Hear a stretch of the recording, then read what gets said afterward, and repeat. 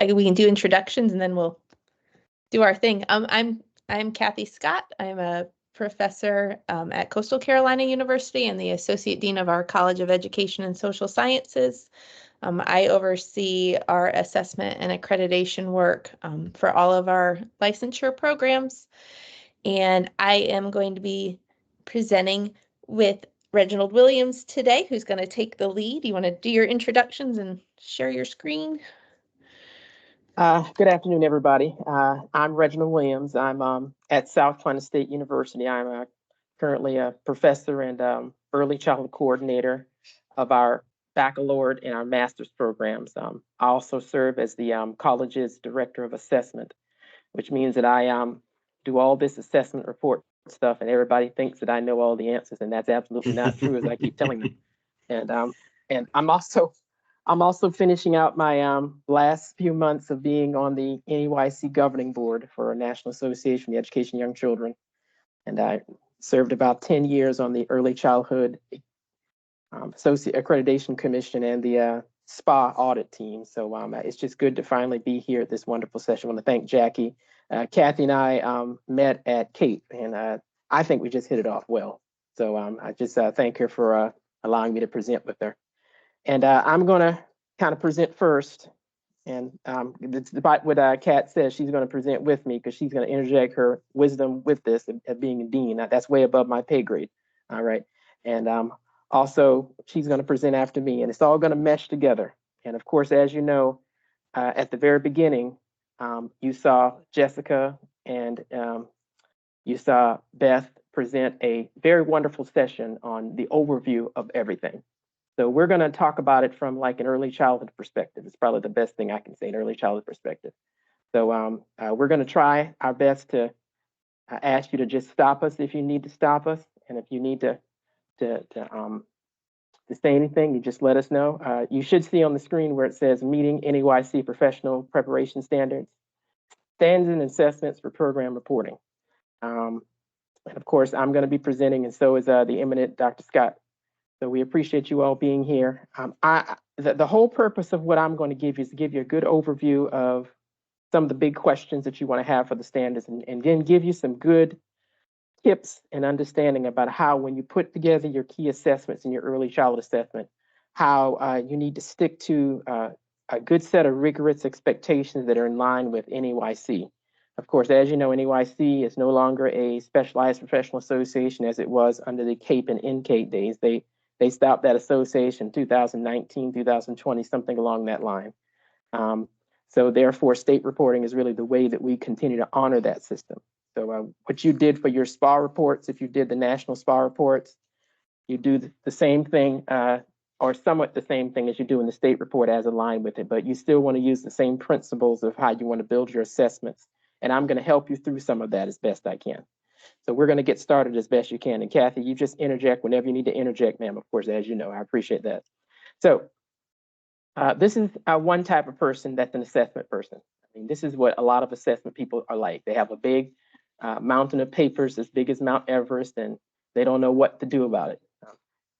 To a certain extent, this has been me for many times, but it may be you, it may not be you, it may be you at certain portions of the day, all right? Then you've got this kind of person, a person that is always trying to follow the rules, always trying to be very, very rigid, and always trying to do the best they can to stick point by point, piece by piece. And sometimes overthinking and being too rigid might not be a good thing, okay? And then, of course, this is the part that I really like. Good is the enemy of great. We want to always be committed to continuous improvement. A great quote that I like from Jim Collins. And this is the type that is where you kind of need to be most of the time, is that it's not about being perfect. It's about continuing to get good. And that same spirit is what you want to keep on doing when it comes to being here. And then there's type D. I'm swamped and being pulled in multiple directions, and I'll connect this to other quality improvement efforts in my institution. So this is a situation that happens at my university a lot. We are very COC SACS focused as best we can, and they keep SACS as our main thing. I think they ought to print T-shirts at South Carolina State University say, I love SACS. And so everything heads into SAC. So SAC dominates everything. So I oftentimes have to deal with this. But at the same time, you're still about continuous improvement, and your program reports for the state should reflect that as you continue to get better in trying to provide the best possible teacher training programs for early childhood as you can. All right. So the first thing I want to ask everybody is not necessarily what your name is and what the name of your college is, but what I'd like to make sure that you are aware of. Is there anybody submitting their program review reports this year? If you are, just put them in the chat box. It's fine. And I mean this year, I mean like in the next few months. And then, of course, if there's some people that have some very burning questions, please make sure during the session that you put those burning questions in there. One or two really big questions that you have, not only about this one, but possibly even about Kathy's when she presents. Okay, you can do that as we go through here. I definitely want to make sure we address those burning questions, whether it's during the session or right at the end of the session. Okay, any burning questions that you have. And if you can't put them in now, just put them in as we go through. All right, no problem.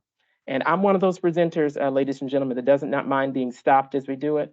The one thing about teams that I haven't gotten quite used to is that I can't often tell who's actually got their hand raised. So Kathy may have to be the one to tell that their hand is raised and then just stop me. I don't mind being stopped in the middle of it. Sometimes if you're old like me, if you don't get your question asked right away, you're going to forget about it. And then you won't remember it until Sunday after church.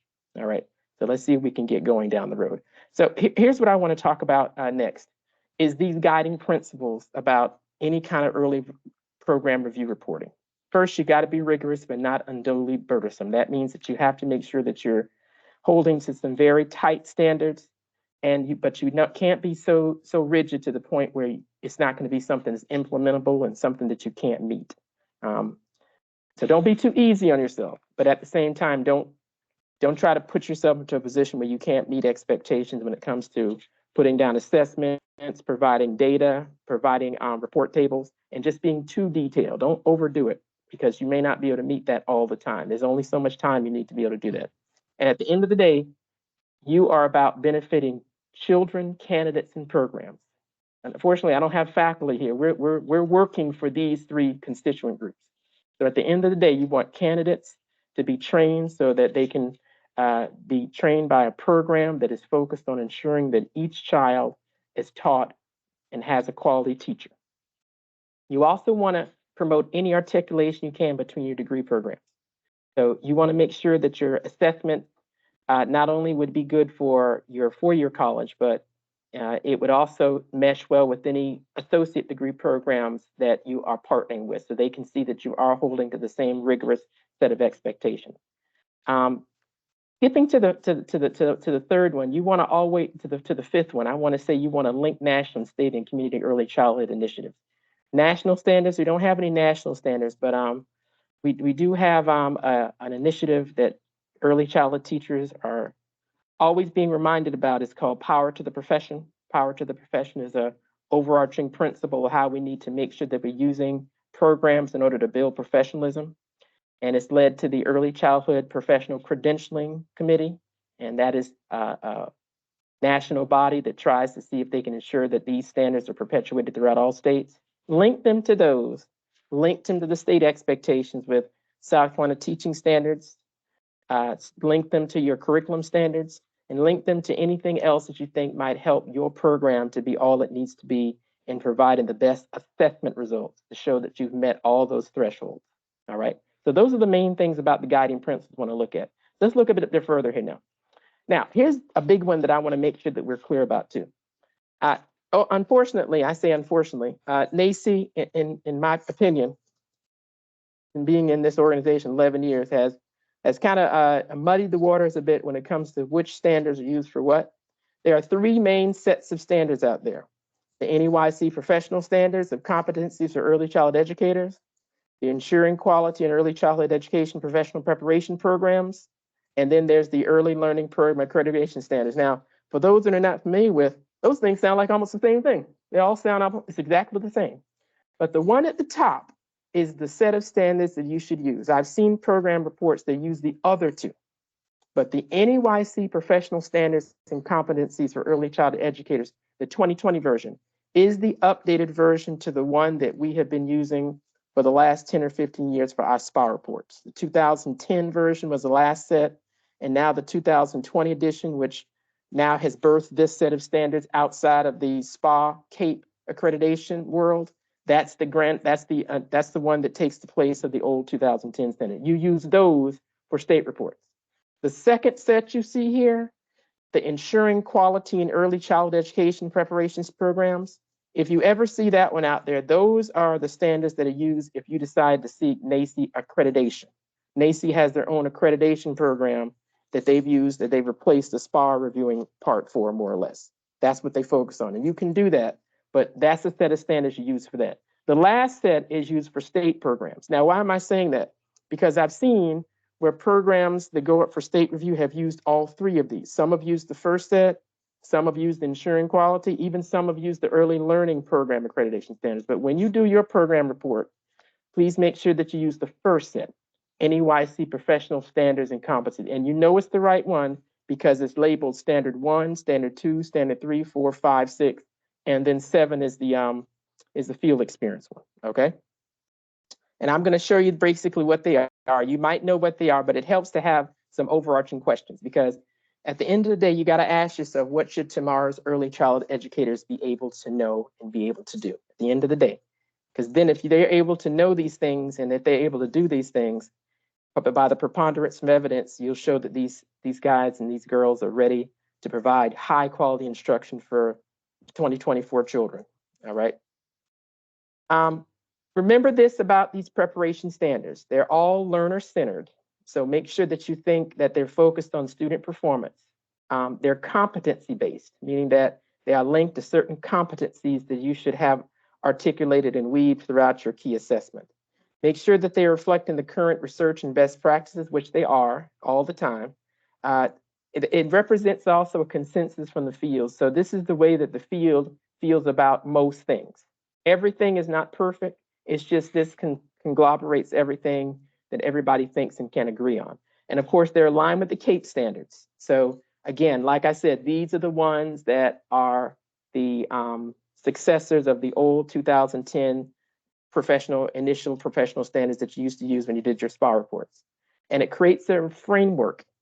Just like the SPA reports, when you do your state program reviews, it should still be focused on trying to reflect innovative responses, trying to create a framework for candidates to be able to see how all of the 6 standards fit together holistically and cohesively. And lastly, find ways, because they naturally are supposed to be embedded in the standards for NAEYC still, to include diversity, inclusion, and technology, and equity. Equity is one that is real big now that you want to include, and the standards allow for that. And always remember that for your state reports, even though it's not as clear as it was when you did your SPA reports, you still need to make sure that your assessments are focused not just on pre-K, kindergarten, first, second, and third grade, but all the way back to birth. It should be a birth to age 8 focus. And that should be interwoven across all the standards as a continuum. And that can be a little troublesome, but you still want to keep that air even within the state report. All right. So just basically now, just some basic stuff. This is standard number 1, child development and learning in context. And these are the 4 things that they should be able to do. Understand what young children are like, of course. Understand what young children are like as individuals. So not only should you understand them on a general level, but you also should understand them and how they differentiate amongst each other. And then you got to understand which kinds of influences dictate their development, from the Piaget to the Vygotskis or all those other theories we teach, as well as talk about how you create an environment where these kids can thrive and be successful in an optimal way. That's standard number 1. That's basically standard number 1. Standard number 2 is about family and teacher partnerships. And you should still be able to understand families and communities, and that they belong to each child and they should be valued and respected. But you also have to create respectful, what is known as reciprocal relationships. So not only should you respect them, but they should respect you as a competent, professional, and engaging, developmentally appropriate teacher. And of course, here's the third one. The first one is about knowledge. The second and third one are about action. So the third action we have to keep in mind to embed in our key assessments in our programs is involve all families in the development of their children and learning within your classroom. So don't forget to involve them in there. It's not just about you telling them what to do. It's about the families actually being involved in informing you on how best to help their children. Third one is about assessment. You have to understand the purposes of assessment. And then secondly, you have to use effective assessment strategies. And the one thing that is missing here is it begins with observation and documentation. That's in the title, but you want to make sure that that's a key part of those students being taught. And there should be key assessment evidence that should help them do that. And then you want to know about these assessment partnerships. Assessment partnership with families, meaning that they help you to collect assessment data through parent-teacher conferences, homework that you're helping the child at home with, and any other way that they can provide some artifacts for you. Not only from these families, but also from other professionals like the speech path and the special education teacher and the occupational therapist, if you're a special needs teacher, and any other type of teacher or professional that's helping you through this. All that should be part of you trying to track that these students coming through your programs are able to utilize assessment in that way. And then the fourth one is about developmentally, culturally, and linguistic appropriate teaching practice. This is one that has really changed from the 2010 to the 2020 section, because it's not only about understanding positive relationships and supporting their interactions as a foundation to work with children, but you really have to know and understand effective strategies and tools for early childhood education, but you have to understand effectiveness within a diversity, equity, and inclusion lens now. So you have to inject that into your programs, and it should be revealed in your key assessment practices. All right. Of course, when you do that, the broad repertoire of your development appropriate teaching approaches will expand greatly, and they will be much more surgically inserted into certain classes, because you don't want to see everything from a Black perspective, a white perspective, a man perspective, a girl perspective, but from all perspectives, so that everybody feels like they are learning in a way that helps them. And again, you also need to make sure that you are allowing your key assessments to show that your candidates are able to know how to effectively reflect on their own practice, so that they can make sure that they're teaching, so that when they teach, not that their objectives will be met, but that positive outcomes will be met. And that's quite a different thing sometimes, positive outcomes. Sometimes you have to realize that there's an effective outcome, if not an academic outcome, for some of the things you did. Sometimes you change the kid's attitude. And as I always say, it's not your aptitude, but it's your attitude that determines your altitude. That's what I always say. All right. And then 5 is about using content and building meaningful curriculum. Now, colleagues, I'm going to tell you now, I know I'm just preaching to the choir, but you would not believe how many young teachers I know go into the classroom now and they feel that their teacher decision-making abilities have been taken away because the administration wants to control what they do. They want to control their lesson plans, the curriculum they use. And a lot of times, a lot of teachers don't see a need to do this because everything's handed to them. But at the same time, you got to make sure that you give key assessments to allow them to understand their knowledge, where they get their resources for their knowledge for in each of their academic disciplines.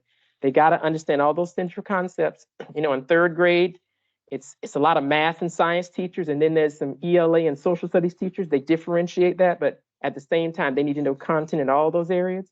And then they have to make sure that they're using that knowledge in order to ensure that they're designing, number one, implementing, that means putting into practice, and that they actually are evaluating the curriculums that they use so that it's meaningful, challenging, and curriculum, even if they never get a chance to do that. A lot of these teachers in these classrooms get handed a curriculum that they played no part in choosing, but you still got to have key assessments that give students the ability to show their ability to critically examine a curriculum like that. And that's what number 5 is about. And then number 6 is just about being a professional. Okay. Well-prepared early childhood professionals identify themselves as early childhood professionals. They have to be continuously collaborative. They have to think critically. They have to advocate for families, and they have to identify themselves as in the profession. Okay, those are the standards. And when you look at each standard, It's broken up like this. You got a key element, you got an introductory statement, you got a supporting explanation, and you got rubrics to define expectations for meeting the standards. Now, the one thing I will tell you about making sure that you do this is ensure that when you are putting together any key assessments and that you're doing the explanation and you're explaining the data and you're explaining your outcomes and next steps, that you're adding the depth and the breadth of the standard by taking information and wordage and concepts and vocabulary from the standard and injecting it into your explanation so that you see how everything is aligned together. Okay, how everything is aligned together. Okay. Now I want you to think about this for a second, and feel free to put this in the chat box. Is which standard would your students find more challenging? Standard 1, Standard 2, Standard 3, Standard 4, or Standard 5, or Standard 6? Choose which two, maybe choose two that you think your students will find most challenging and why. I would just like you to tell me first which one you find most challenging. And we'll talk about the why a little bit later as we go forward with things, but I definitely would like to see what people think about that as we go through this, because that's a good place to start with your key assessments, is being able to find out which ones are the most challenging to find. Because if those are the most challenging to find, that might be what get your conditions because they're not aligned well. Now, the last, go, please, go right ahead. I was going to tell you, we've got 2 2s, a 3, a 5, and a 6. Okay. That's the challenge. And another 2. The 2s, and I'm glad that you brought that up, Kathy, and colleagues, thank you for bringing up the 2. The 2s are always challenging because of the fact that you don't get a lot of information and a lot of opportunities to engage with parents. So the key to that one is to ensure that the key assessments are providing an opportunity for the students to show that they have collected the knowledge of families and parents, and that the key assessment should allow them to engage with families and parents so that they are getting information back from them. And they're presenting that information, they're talking about that information, they're researching that information. But those last 2 components of Standard 2, what really trips a lot of programs up is not providing key assessments where they're actually getting information from the parents themselves. And the parents are telling them information, and the students are not having the opportunity to organize that information into some kind of way of explaining it to a third party. That's the key. If you can do that, then you're getting an example of them involved in the process, because being involved in the process of Standard 2 is taking information from those parents and using it to provide the best possible instruction. Excellent points.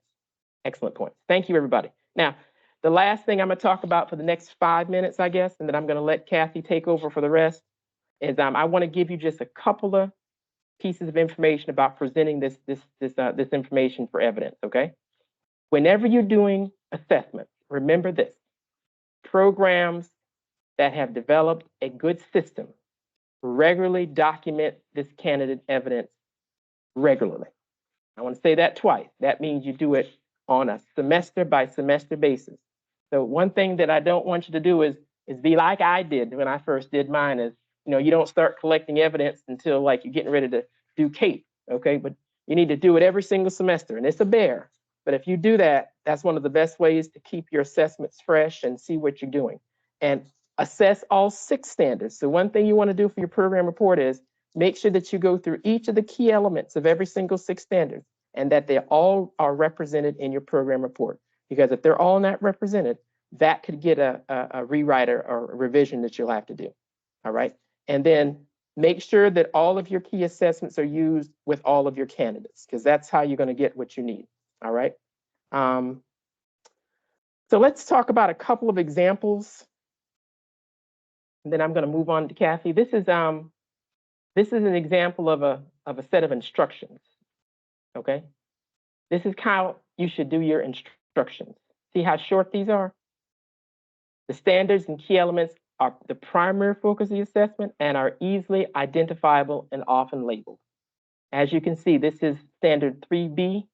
And as you can see, if you read the little description, it actually uses standard knowledge, documentation, and vocabulary. Observation, documentation, assessment, that's actually lifted from the standard.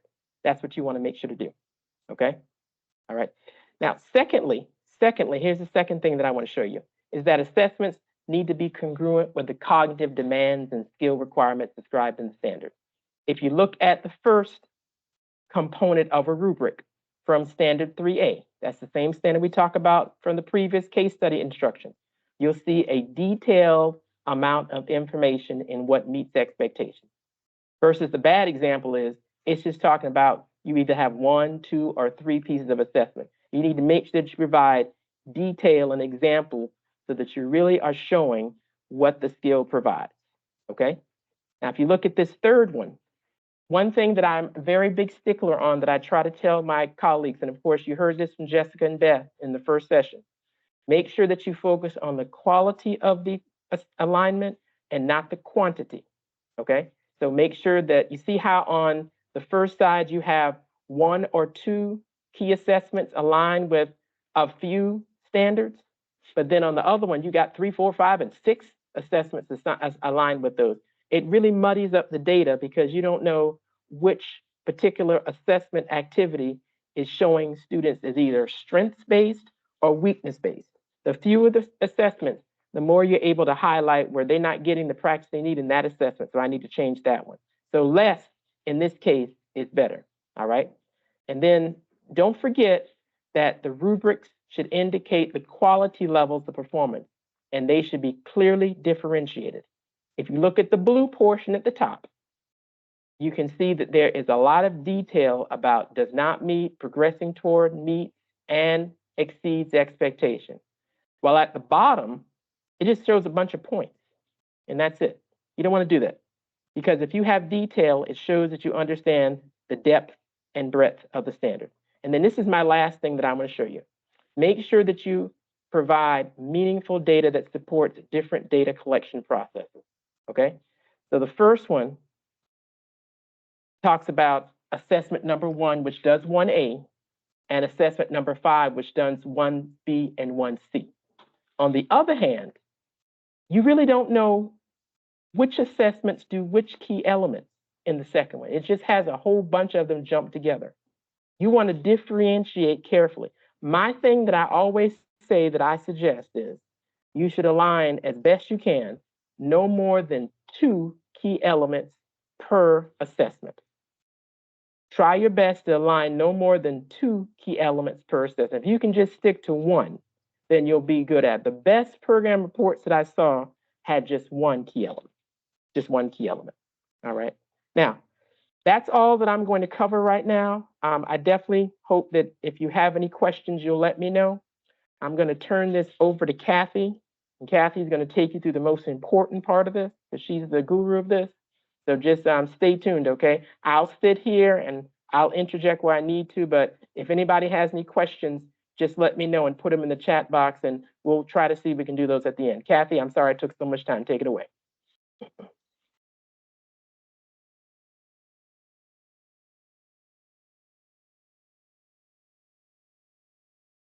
You're muted, Kathy. You know, you would think after 5 years of being online, we would get this together. I have put the link to what I'm sharing in the chat with you. Just to preface a few things, some of the examples that I'm going to show you are going to be elementary as well, simply because we submitted our early childhood report before the templates came out. And so I pulled information as best as I could to line it up. But when the rubber hits the road, hopefully the models will be helpful for you either way. So again, can y'all see my presentation? Excellent. Okay, so Dr. Williams has given us a big overview of what to think about as you are creating your assessments. And so now you've thought about these assessments, you kind of have them mapped out. What does writing that report actually look like for the state? So we're going to cover this from that angle. So of course, as Jessica and Beth shared, you do have a context or cover page that you have to create. And so you have to include in that information about your program policies, things that impact students' field work, how you are representing the different field experiences that they have. So I'm just providing some guiding questions for you here that may be helpful. Again, what sorts of of candidate requirements are there? What has perhaps state guidelines done to influence your programs? And I'll share an example of a cover page, but thinking about things like, yes, you will receive a copy of the slides. They're also linked in the chat for you, but they're going to send them out. Just some guiding questions to think about. So for example, when our early childhood program was doing their report, one of the things that we noticed that we wanted to improve on was that our students needed more experience in a federally funded program. That was a goal that NAEYC had at the time. Our students weren't getting that experience, so we went back and made sure that we included that. So now when we talk about our field experiences, we can say, this one happens at this point. This is the student population that our candidates are meeting. And then we go through each of those. So being able to address things like how you're getting your students in a variety of field experiences, how long they're spending in those, and the types of activities they're doing is helpful. Okay. And then, of course, choosing the right assessments. As was pointed out earlier, assessment 1 is going to be your praxis exam. So 5024, 5025 are the ones that I know early childhood does. Assessment 2 is generally another marker for content knowledge. At Coastal, we do use a grade analysis for our early childhood program. I can show you what it looks like. We do that for both early and elementary. Assessment 3 is planning. In early childhood, we actually use the first 3 sections of the teacher work sample, which are your contextual factors, your design for instruction, and your learning goals and assessment plan. Our elementary program chooses to do a lesson plan portfolio. So it may just depend on what your program wants to do as to what you feel is best evidence for that. Our assessment 4 across every program in our college is an internship summative evaluation. So in addition to using the 4.0 rubric, each program has its own addendum to specifically address program specific standards. Assessment 5 is, again, student learning. We use the teacher work sample for ours across programs. And then 6, which was a big piece for us, was developing a home community school connection assignment. And so both our elementary and our early childhood programs do an addendum to our teacher work sample where they have to analyze student data. They have to show how they're communicating with parents about how the children are performing. And then they develop resources and tools for families to use that involve both families being in the school, communities being in the school, and them actually going out into the community to work with stakeholders. And then finally, assessments 7 and 8 are optional. So it's really going to be program dependent. For us, our early childhood folks do a literacy case study as one of their key assessments. That's number 7.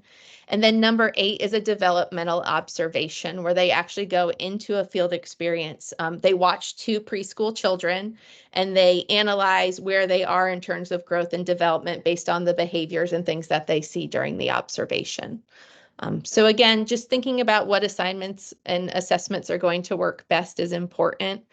One of the things that we tried to be mindful of is that we are also doing EPP-wide assessments. And so is there a way to kind of dovetail those experiences?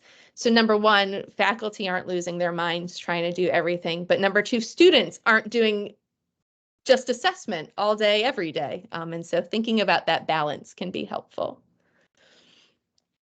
So the first piece of writing up your assessment is actually doing your description. So here is an example of a description that we use. It is super short and concise. As the narrative points out, it should be brief. And so some things that you want to include in that are, what is the assessment, right? What do students have to score on it to be successful with that assessment? And then just kind of an overall view. And so for the Praxis one, obviously, there's only so much you can say about the Praxis one. We do refer folks just to the cut scores based on the state. Let me show you an example. Okay, or here's another one. So this is our teacher work sample. And so this is the effects on student learning piece. And so again, we just highlight, the early childhood teacher work sample is a collection of artifacts. Here's what students do. Here is what they're expected to score. What we found really helpful with this is the same description that you'll see right here that we submit in our SPA reports. We also use for our rubrics in our CAPE accreditation cycle. Since every rubric should have a description for students and for people scoring and should have that minimum requirement, establishing that consistency makes it easier down the road. Okay. Then you have to think about your standards alignment. And so this example comes from elementary, but we do the same thing for early childhood. And so for assessment 2, we do a content grade analysis. This is an example of what one looks like. We simply take the standard, we identify the courses in the left-hand column that address that standard, and then we include the title and the course description on the right. So for early childhood, we do a separate column for each of those standards, and then we highlight those courses. Some other things that you might think about doing. So for example, and we didn't do it, early childhood is a little bit different. You might distinguish which courses are methods courses versus straight content courses, because it kind of gives an idea of how much content they're getting versus pedagogy. You can probably make the argument for how important those are to be intertwined. In early childhood, I think those standards do a nicer job of doing the connection between content and pedagogy, whereas in elementary, we have to be very specific about those as two separate pieces. The other thing that we'll also do is if a course is specifically required, we would put in parentheses right after the course name required. So that way they know that that is a course everybody is taking versus courses that they might have some choices. That becomes important because sometimes your program might provide options for students. So then folks wonder, well, if science is important, why is only one person taking this biology? Well, it's because they had all of these other options to choose from as well. Okay, so here's another example because obviously we're not all doing a content grade analysis, but what you're going to do with your rubrics, as Reggie pointed out, is you've got your standard clearly identified in your rubric lines.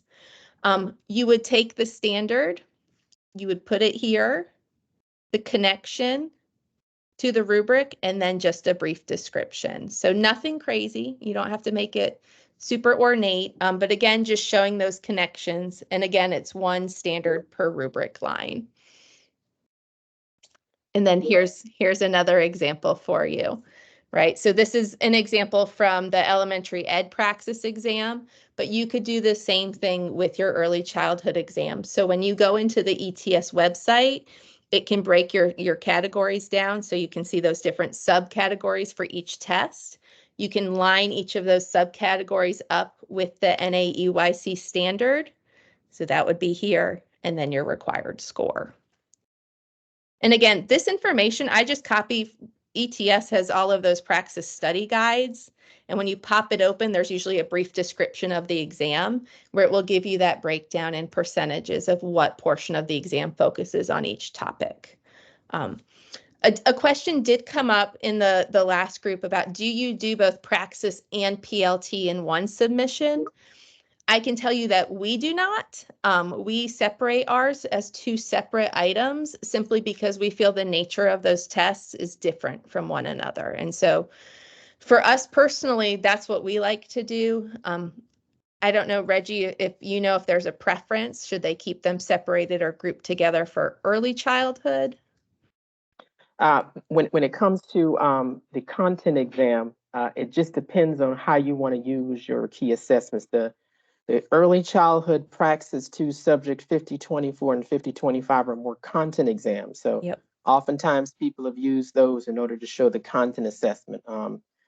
PLT is more a pedagogical exam. You don't, though I do know people have tried to use it as content, using them both the same, you're kind of going over the same thing twice. You'd probably do just one or the other. We use the content for 5024 and 5025, but I have seen people use 5621 too instead. Good question, ma'am. Yep. So again, and for me, if I were using PLT, that would just be listed as an additional assessment as a 7 or 8 versus your assessment 1. It's interesting because middle level AMLE actually wants them both submitted as one. which threw me for a loop this past fall. So we learned. All right. So once you start deciding your assessment, you've got your alignment done, you actually have to analyze your evidence. So here is just another example of what it might look like using the tables provided by the SCDE and their template for Praxis 1. I will put this caveat in there. The SCDE template did include a national pass rate as a column. I opted to remove that and make a note that because states set different pass rates, a national pass rate doesn't really do anything for me. It doesn't lend itself to the data very well. But having a comparison to the state makes a lot of sense because we know in South Carolina, all of our institutions have the same pass rates. And so we can compare how we're doing to those other colleges. And so this is what our data table looked like.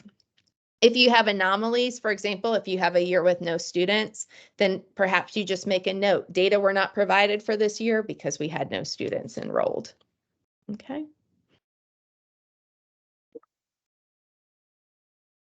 All right. Yes, I totally agree. So Reggie made a comment, readability is increased if you are consistent.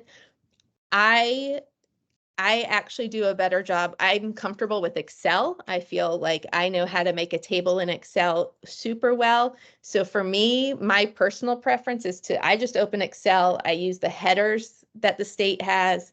I make my table and then I copy and paste it back in, which might be a lot of extra work. I don't know, but it makes me feel better. And so that's what I do. But I also know having that same template every single time makes life a whole lot easier. Checking things like your font, using a consistent font, consistent spacing. Your goal is to make it so your reader isn't looking for stuff. So if you think about that with making sure your reader isn't looking for anything, you do have to write a brief narrative analyzing your data. And so what you should do is you should analyze your data by cycle, right? So cycle 1, cycle 2, here's what happened. The reason to do that is it's going to make it easier for you to identify patterns or trends over time. It might also make it easier for you to identify an anomaly. For example, COVID was a big anomaly for a lot of students when they were trying to do a teacher work sample. And so we saw some major dips in scoring just because of the attendance policies at schools changing and the data changing and the pre-data and post-data, the cycles didn't match in terms of numbers. So being able to identify what was happening and why is super helpful. Okay. All right. And then the last kind of big piece in your state submissions is you have to interpret the data. So how does it meet the standards? So you want to make those connections visible for your reader. You can note if students met the score or not. I do like to point out that even when students scored perhaps lower than they were supposed to, they may still have met the overall goal, right? So you'll see we had some students who scored a 1 or a 2 on certain sections of the teacher work sample. It's fine because overall they had a mean score. But what it also provides me is information to show like, here's an area where we're recognizing there's a weakness, and here are the things that we're going to do to improve on that weakness. The other thing that I think is helpful for your reviewer is that when you analyze that data, you always connect it back to your standard, right? So instead of saying SCEE standard 1, you would have NAEYC standard 2B, comma, mean score of whatever that mean score was. So again, just making those connections super, super explicit is going to be helpful for whoever is reviewing your work. Okay. Kathy, All could I right. interject one thing? Please do. Yeah. Can you step back to that previous slide, please, for just 1 second? Yep. And everyone, make sure, please, whenever you do your data interpretation, that you ensure that you are injecting in language from your standards so that they can see how it all meshes together. And it's not all about like, writing a mini dissertation. Because to tell you the truth, the program review committee doesn't want to read that much. They want something cohesive and succinct and really tells everybody what you're doing when it comes to how you're interpreting data. And that will make everything easier for everybody. Thanks, Kathy, for indulging me Yeah, for a second. no problem. And you'll notice like the sentence that comes prior to each parentheses that says SCEE, that is language that I pulled directly from those standards to make that connection. Okay. So the last thing you'll have to do, I say that like it's easy, but it makes me laugh. The last big thing you have to do is you actually have to pull it all together, right? So you've collected all of the data, you have analyzed the data, you've shown how it aligns to the standards. And so now it's that putting it together to show that you have, so it's not plagiarizing, not if you reword it, right? In a way that is helpful. This is, yeah, I actually think we could have like interesting, I would be curious to see how AI could facilitate some of the narrative for us. I don't know the answer to that, and I'm sure there are all sorts of implications, but I think as long as you're using the general language and the phrase and not copying it exactly, you'd be okay. So now you have to provide a summary, right? So this is how many students during the time period for which you've collected these cycles of data. Yep, perfect. What are faculty doing to review the data? So kind of what's your quality assurance process? And then what's going to come next? And I'll share the examples. But so here's an example of one. This is just the overview. So this is the starting paragraph, right? I've identified the number of graduates from the program. I have identified the evidence pieces that supported them in meeting NAEYC standards. And then I've tried to break it down based on each chunk. And so you can see I've got, here's where we're at, here's what the next section is going to tell you, and this is why this works for our students. Okay. Remind them of the assessments you used. So again, if you used Assessment 1 for content knowledge, say I used Assessment 1, parentheses, praxis exam. Give the areas of strength overall. So for Standard 2, what assessments did you use? What areas of strength did you have? And then where areas where more support is needed and how are you addressing that? That part's important. So here's an example. All right, this is just impact on student learning is the last section you have to write the narrative about. And so we talk through, here are the assessments that were used. Here's how students met those proficiency requirements. And here's what we're doing to help them if they didn't, right? So I can give an example. One of the areas that we have tried to improve in our college is the students' pass rate on the praxis exam. Like we have a decent pass rate overall, but our first time pass rate isn't great for some content areas. So we wrote about that and said what we've done is we have gotten every student a subscription to 240 tutoring, and we are monitoring that data and expect to see some growth as a result. The other thing to think about when you're identifying those areas for continuous improvement, as Reginald has pointed out in the chat, is be realistic in your goals. Right? So if my pass rate was 55% the first time, 80% might be a little bit ambitious for the next year. You haven't had the time to work all of those strategies in. So it might be your goal is to improve by 5% or 10% each year until you hit 80%. And then you provide the evidence to show if that's happening or not.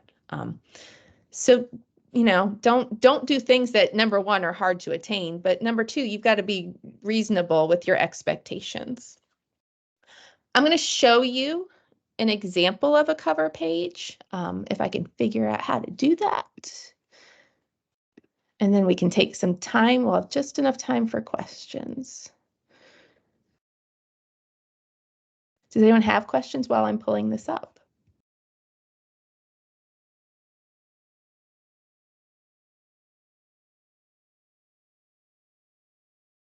Excellent. That means everybody can do this session instead of us, right? You guys do a great job, probably better than us, for sure.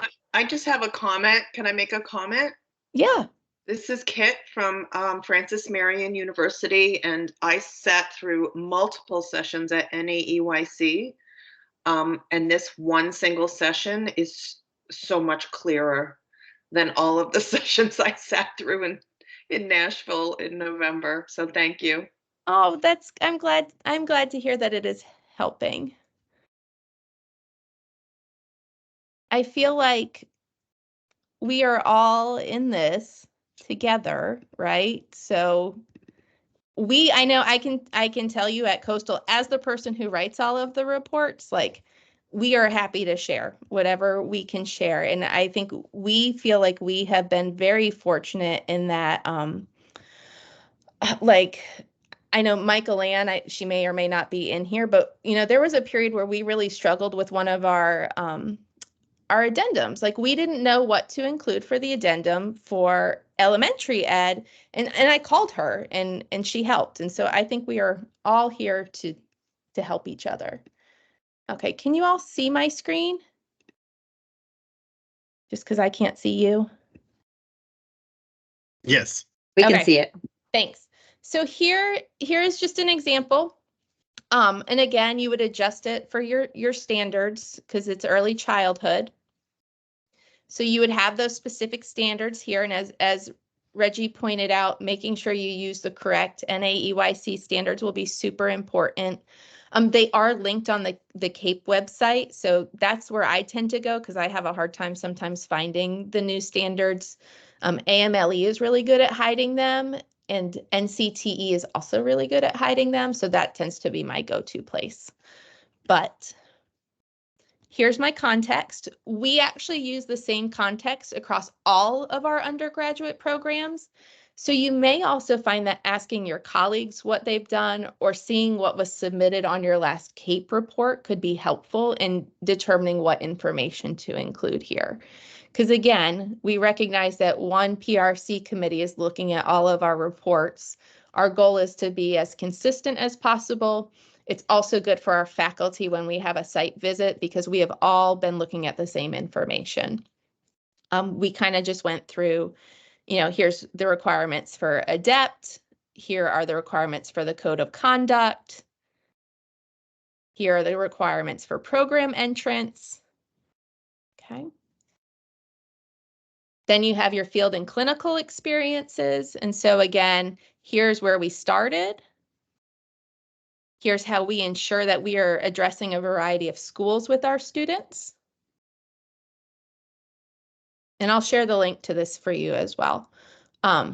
Here is how we work with folks to make sure students are getting high quality field experiences. And here's also how we look at how we hire university supervisors. And then you just outline your field experiences. So for early childhood, we actually do field experience 1 is the same for them. Their second field experience, we write down the name of the course. Theirs is EDEC 340. They do 30 hours over 12 weeks, again, in a federally funded pre-K program. And then they'll do another 30 hours over 12 weeks in another pre-K setting. The next field experience for early childhood has them in a kindergarten or first grade setting. Their fourth one is in a second or third grade setting. And then their internship is in the grade level of their choice if we're able to meet it. So again, we try to make sure that our students have experience at each of the grade levels so that they can make an informed decision for when it's job time. I don't know about, so I'm from North Carolina, where I get a K-5 license, and I really thought I wanted to teach kindergarten, which I know many of you love kindergartners, but I learned very quickly that that was not the right fit for me after a field experience, right? So giving them that experience is important. For our program criteria and admissions, I actually just pull this information from our undergraduate catalog because we have to have the program requirements in there. It made sense to use what we're using across all of our official documents. And so every program has the same program requirements with the exception of perhaps a couple of course differences, right? But it outlines program progression, background checks, admission to internship. And I mean, I'll be honest with you, this is probably more than they really want in there, but I would rather err on the side of a little bit too much. Bullet points certainly, I think, help make it readable and quick. and then your program completion. And we have 5 minutes left. And so again, I think I'll just kind of scroll down here. You can see here was our standards alignment. Elementary standards are a little different, but here's that process overview.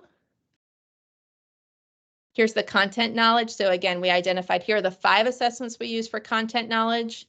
I've got them in numerical order. So assessment 1 and then its name, assessment 2, the name, 3, the name, and so on. Identifying areas of strength first and how they link to the standards. Areas where more growth is needed and how we're addressing it. And then some information from those additional supporting assessments. And then I do the same thing for the pedagogical knowledge and the exact same thing for impact on student learning. So again, it's set up the same way every single time so that when someone is reading it, they aren't jumping around or thinking, what just happened? So we have 4 more minutes. So what questions are there?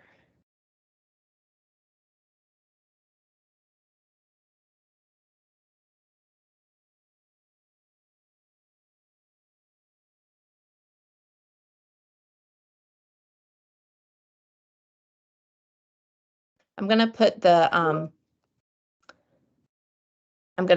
elementary cover page in the chat too, just so that you have it if you find it helpful. And if not, download it. It's okay.